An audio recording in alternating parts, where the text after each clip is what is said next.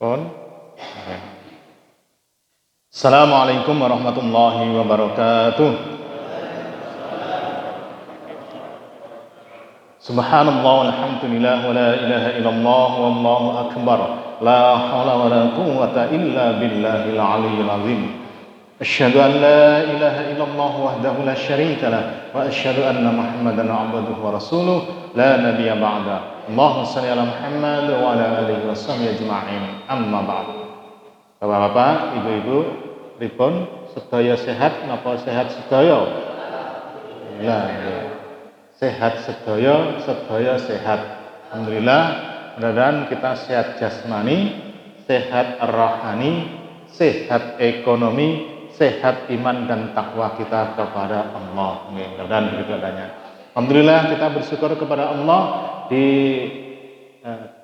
sip kedua nih. Sip pertama yaitu malaikat yang mengawasi kita, mencatat kita subuh tadi.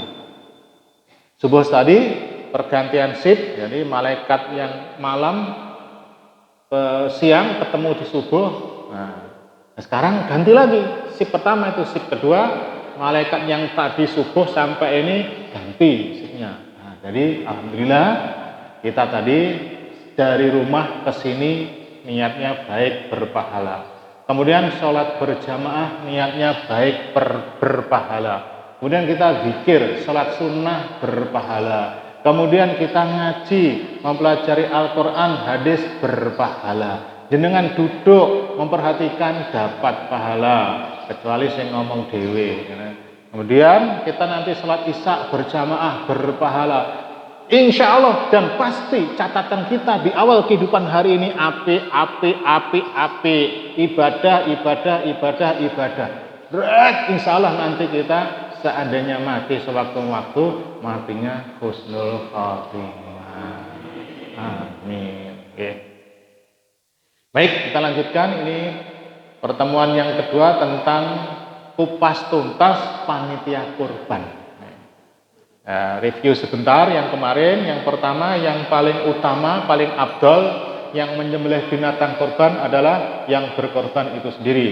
Kedua, memakilkan binatang sebenarnya itu boleh. Yang ketiga, bentuk penyerahannya, ijab kabulnya sudah. Hakikat panitia kurban sampun. Panitia kurban bukan amil sampun. Hak dan kewajiban panitia kurban beres. Makan dan minum panitia lewat, sudah selesai. Seragam kaosnya panitia sampun. Rokoknya panitia ndak boleh, rokoknya ndak boleh. Kita ndak boleh nggih, tapi jenengan silahkan, ini ndak boleh. Kemudian orang yang berkorban sekaligus panitia boleh. Orang yang berkorban merequest minta bagian tertentu, buntute, sungune gitu. Terus yang lain-lainnya itu boleh. Nanti dicatat siapa yang request. Berikutnya, bila ada hewan korban yang cacat, terluka dan sebagainya setelah diserahkan ke panitia, tidak apa-apa, boleh. Kemudian bila ada hewan yang mati setelah diserahkan ke panitia, pripun, insyaallah sampun. Kemudian memberi identitas kresek untuk membungkus binatangnya itu, dagingnya yang mau dibagikan, sampun. Ketika menyerahkan korban, daging korban apa niki korbane saking bla bla bla bla, diterima nggih, ndak usah begitu. Ketika akan menyembelih hewan korban, apakah harus menyebutkan dari siapa korban? Kemarin ya ada pendalilannya, boleh disebutkan.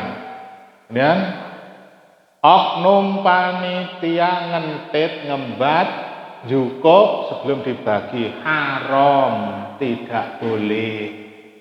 Niki harus saya ulang lagi niki nggih. Haram hukumnya panitia ngentit. Slep duncale bojone ning mburi. Pak Mes. Tak sep. Suwi-suwi 3 kilo dhewe niku ngembate niku. Haram niku hukumnya. Kecuali lek istrinya nyidam. Kek matur ketua panitia Nyidam, misalkan nyidam disabet buntut sapi, nggak boleh nih.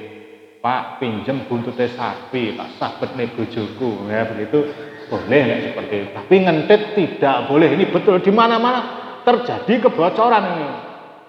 Ya insya Allah, kita kan panitiane, kita orang kita insya Allah aman. Sampai nanti jamaah asing jadi panitia ngentit saya langsung turun tangan nih. Ya, tidak boleh. Langsung ngentit langsung golek nih sate ngono. Tidak boleh nggih, tidak boleh. Nanti pun oleh jenengan panitia nanti oleh jatah. Akeh jatahe. Pun akeh. Berikutnya ketentuan jatah daging korban bagi yang berkorban. Ampun negara ini. Di khotbah Jumat beberapa tahun sudah saya sebutkan. Nanti mungkin kita bahas lagi dengan nanti orang yang berkorban, mungkin Rabu depan kita undang. Ketentuannya berapa itu?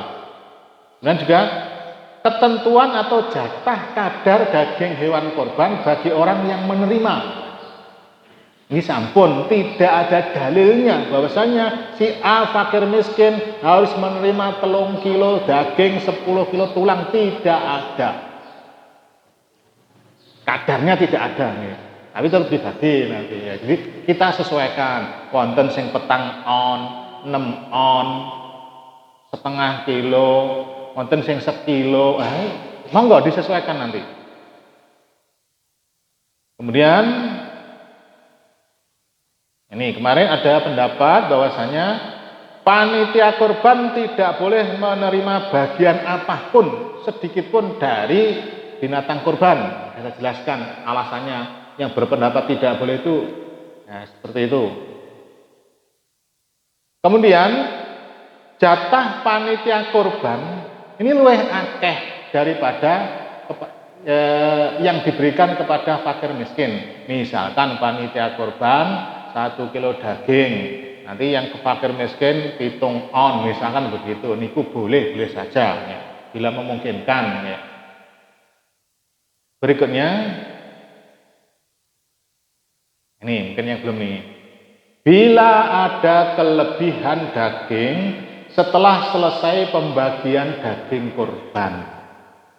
Nanti saya simulasikan nanti sekilas nanti ya. Misalkan sudah kita hitung prediksi satu sapi 130 kilo daging. Jadi ini daftarnya ketemu ternyata sapi ini daging oleh 135 sapi pertama, sapi kedua 135. Nah, jadi ada kelebihan daging 10 kilo misalkan begitu. Nah, beliau daging ini nanti boleh nanti dibagi lagi, ditambahkan kepada panitia. Lek kurang dia diatur lagi. Nanti disimulasikan ini, nanti ada nanti. Terus berikutnya, bila panitia korban mendapat bantuan dari orang kafir. Ini ada 1, 2, 3, 4 kemungkinan. 1. Orang kafir tersebut memberikan binatang kurban kepada panitia tanpa syarat apapun. Bebas wae. Ini Pak panitia Masjid Syekh Musa niki aku nuntun sapi siji, tak serahne. Karepmu. Bebas. Ditampa napa mboten niku? Pak Diarsah tampa napa mboten? Kei misalkan ngono niki. Sapa wong galek Cina sing sugih niku. Wah enak bisa sebelah itu nganter niki Pak panitia ini 1 sapi dari saya terserah belah domnya sak karepmu, aku njaluk atine 2 kilo karo dagingnya. Diterima tanpa syarat. Itu pertama. Yang kedua lek enek syarate. Nah, lek syarate engko kudu nyebut Yesus Kristus ya. Guys, enggak boleh niku.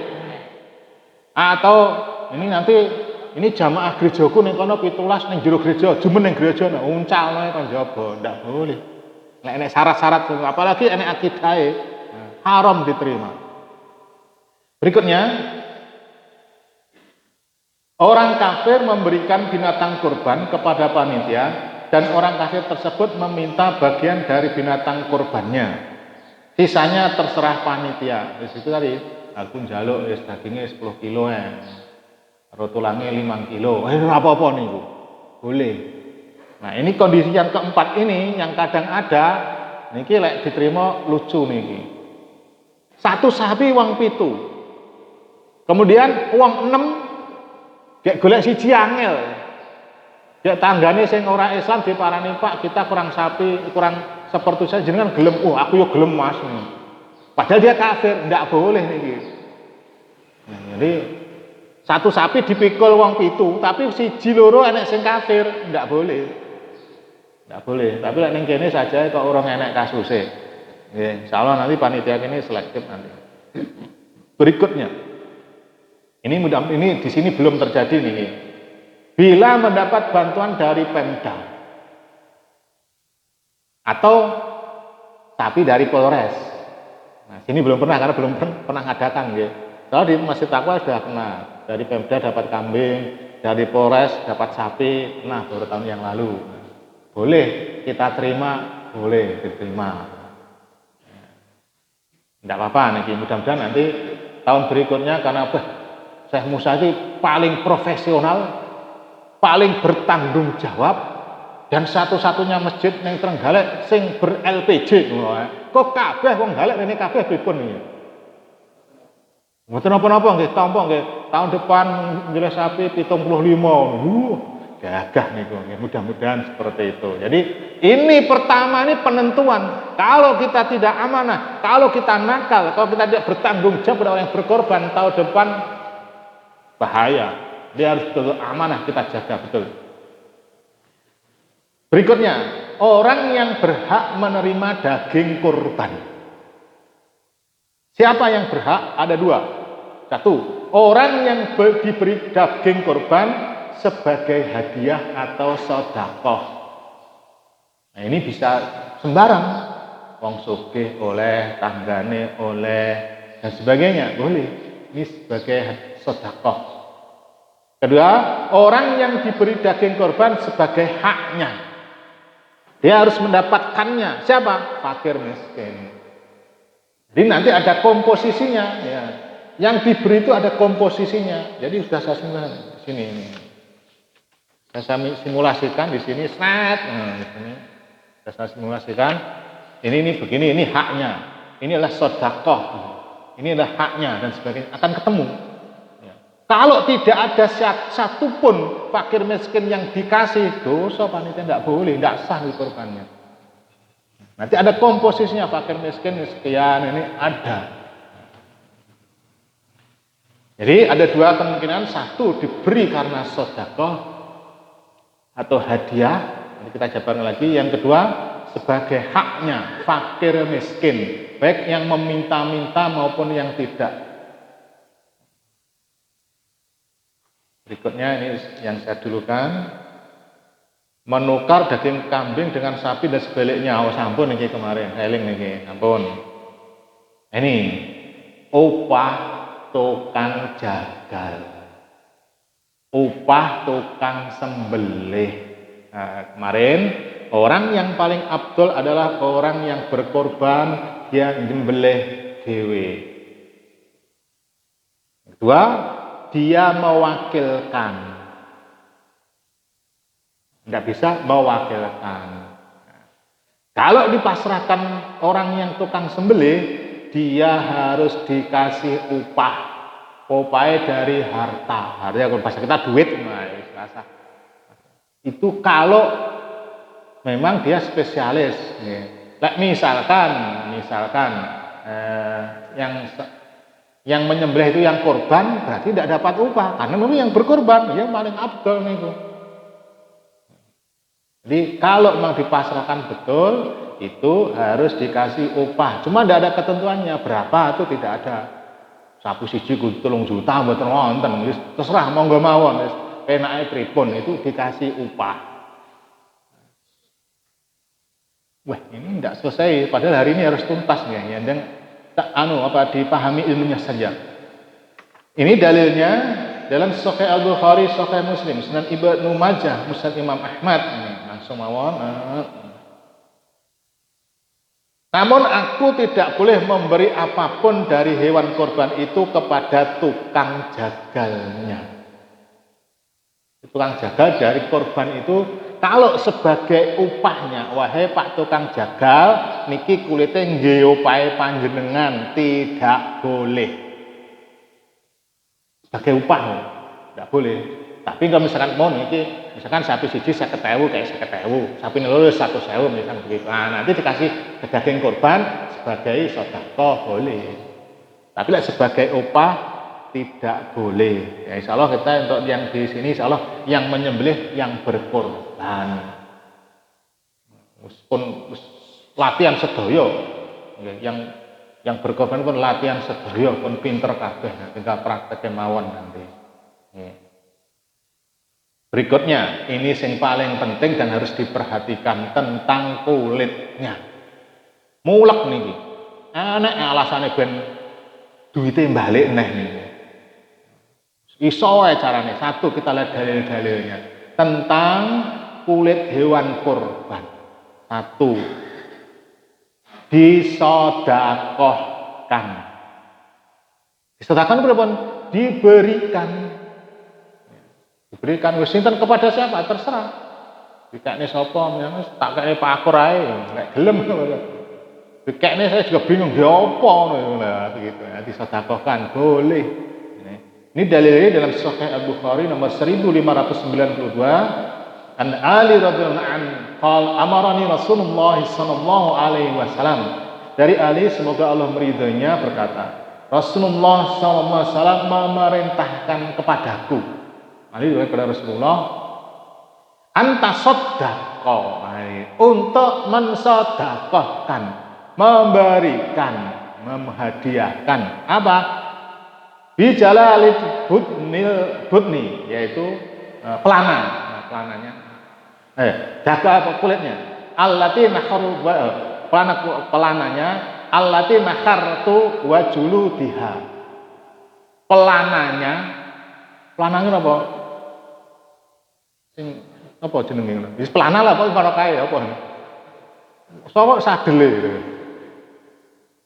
Apa nggih? Wis pelanane ngoten iki. Itu pun lek sapi ora duwe pelana nggih. Itu kan men sedekah kan seandainya enek.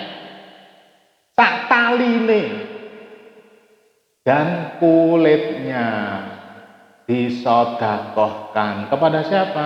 Ya terserah. Pada siapa yang dikehendaki silahkan. Itu yang pertama. Yang kedua dibagikan. Peceli pisan wis kotak-kotak sak 10 cm apa dipeceli pisan dom. Dibagikan. Oke, ada beberapa dalil dan Sahih Bukhari, Al-Bukhari, Muslim, Ibnu Majah dan sebagainya. Kemudian beliau memerintahkanku pula agar membagikan onta kurban dan juga kulitnya. Disedekahkan, dibagikan. Yang ketiga, dimanfaatkan. Ini kan damel napa kulitnya sapi nih? Kita orang kenal beduk kok. Tinggi sajadah misalkan, sajadah dari kulit sapi gitu. Engko siswi entek dipotong entek siswi godhok. Dimanfaatkan. Dalilnya ada beberapa dalil niki Pak rada Jawa nih. Dalam Sunan Abu Dawud Aisyah berkata, orang-orang bersegera menghadiri salat Idul Adha pada zaman Rasulullah SAW. Kemudian Rasulullah SAW bersabda, simpanlah sepertiga dan sedekahkanlah sisanya. Aisyah berkata, kemudian setelah itu Rasulullah SAW ditanya, wahai Rasulullah, dahulu orang-orang mendapatkan manfaat dari korban mereka dan mereka mencairkan lemaknya dan membuat tempat minum dari kulitnya. Di zaman dulu bikin kopel niku dari kulit. Kopel ya, tempat minum niku. Nah, ini dari kulit. Kayak saat ini kan plastik kabeh. Intinya dimanfaatkan. Yang bermanfaat. Yes. Ini boleh tangge wayang ora oleh. Kan kadang dilukisi wayang loh, Werkudara dan sebagainya. Itu kan dimanfaatkan, itu tidak bermanfaat. Orang itu seperti itu tidak ada.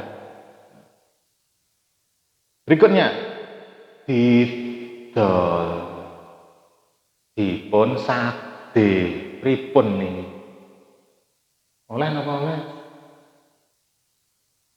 oleh Pak panitia nggih perlu dana bangun nek kulite iki 300.000 ping 10 3 juta ini lumayan ini. Didol niku mboten angsal tidak boleh. Dalilnya ini ada dari Abu Hurairah radhiyallahu anhu bahwasanya Rasulullah bersabda dalam riwayat Imam Al-Hakim Al-Baihaqi. Man ba'a barang siapa yang menjual jilada adhiyatihi kulit hewan kurbannya fala adhiyatalahu maka tidak ada kurban baginya. Kulite didol berarti seakan-akan itu sia-sia, tidak ada kurban baginya. Loh itu kan sing korban kok aku kan panitia, nggih mboten angsal tidak boleh. Ada di otak-atik ben matuk ben oleh dana neh. Terus nggih mbok carane piye? Diputer-puter mawon. Nggih, sini ndak usah didom mawon. Peceli cilik-cilik nggih enak. Kulite niku engko lek ndak iso nanti tak ajari carane. Tapi lek masake saya ndak ngerti. Carane mengolah nggih digodhog, empuk, campurne daging, diisi sak senti. Wis jos niku. Apa Pak ini? Gulai krecek. Wis enak itu nanti. Pak wedes napa? Saya ndak suka itu. Pedes niku saya ndak suka. Jadi tidak boleh dijual. Kulitnya tidak boleh dijual. Terus pripun ini ada yang merekayasa. Lah pripun Pak menjual kulit hewan kurban kemudian uangnya dilebokne kas. Biasanya ngoten niku. Ayo bermanfaat. Apik saja gitu. Apik ini pripun? Ini ada 3 pendapat. 1, mazhabnya Hanafi dan Imam Ahmad dalam satu riwayat bahwa ini diperbolehkan. Wah, iki saja matuk nih. Kita randuwe kas, engko didol lumayan nih.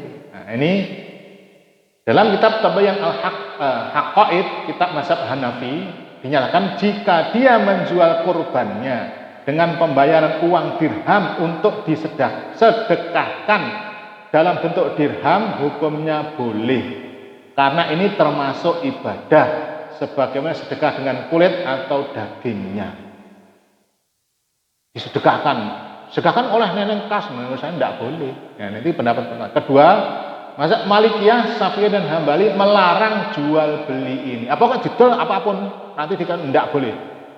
Dalil keumuman tadi yang saya bacakan tadi. Barang siapa yang menjual kulit kurban, binatang kurbannya, maka tidak ada kurban baginya. Ya. Jadi yang aman untuk dibagi mawon. Wis iku jelas sesuai syariatnya, ora usah bingung-bingung dan tidak ada khilaf. Nek dadak dipudol ngono kadang nun sewu disedekahne ning kono tapi diglenik sik. Wis takene sampean kok 75% balik noneh ya. Lah wis iki akeh sing ngoten niku. Diglenik, dikekne iki ketua Pak dari panitia diserahkan ke ketua TPA. Ketua TPA-ne ya masjid kono neh, mulek ning kono neh niku. Itu nek memplet foto Gusti Allah niku. Ndak boleh. Aman pun.